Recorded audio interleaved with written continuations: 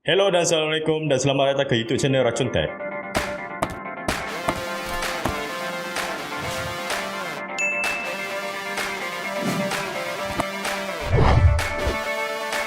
So video kali ini aku akan unbox Asus ROG STRIX XG32V Curve Gaming Monitor.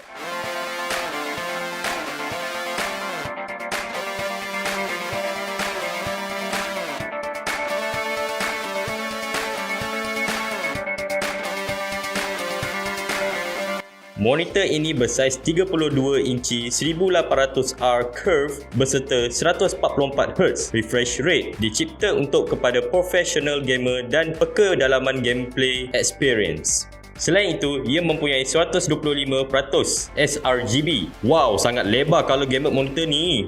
Dan sudah semestinya aura sync bagi monitor ini. Kalau korang Asus lovers, sudah pasti mempunyai semua produk Asus yang mempunyai aura sync.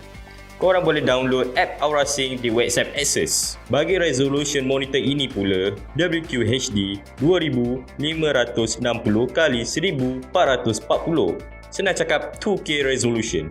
So monitor ini adalah FreeSync 2 HDR, bukan G-Sync, jadi jangan tersilap ya guys. Penerangan ringkas, FreeSync ini ialah teknologi for no-tearing visual, bermaksud memperbaiki gambaran visual gagap atau koyak. Pendek kata, smooth gaming experience. Apa yang korang tengah tengok sekarang ini adalah contoh FreeSync dan tanpa FreeSync. Tambahan pula, monitor ini mempunyai HDR. Kalau korang nampak ada 4 butang dekat belakang monitor ini dan juga ada satu joystick berwarna merah. Okey, function-function butang tu untuk korang setting korang punya monitor. Dekat bahagian I/O ports pula lengkap dengan cover panel supaya tidak kelihatan serabut.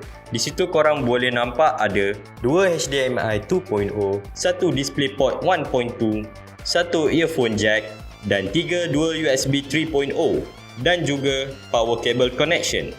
Di ruang tengah arm monitor ini korang boleh sekalikan semua kabel I/O ports untuk kekemasan kabel management. Dekat bawah stand ni pula ada terpancar lampu laser logo Asus ROG, tapi korang boleh tukar bentuk design logo itu dan korang juga diberi yang kosong punya supaya korang boleh buat design korang punya sendiri. Dekat belakang arm ni ada logo ROG yang akan menyala apabila dihidupkan. Di belakang monitor pula mempunyai bulatan lampu LED. Apa yang aku suka tentang monitor ni ialah bentuk seni reka design belakang monitor ini. Kelihatan ganas dan mantap. Kalau korang mempunyai PS4 Pro, monitor ini juga sesuai untuk konsol tersebut kerana mempunyai HDR support. Korang enable boost mode di sistem PS4 Pro dan korang boleh nampak perbezaan performance gameplay.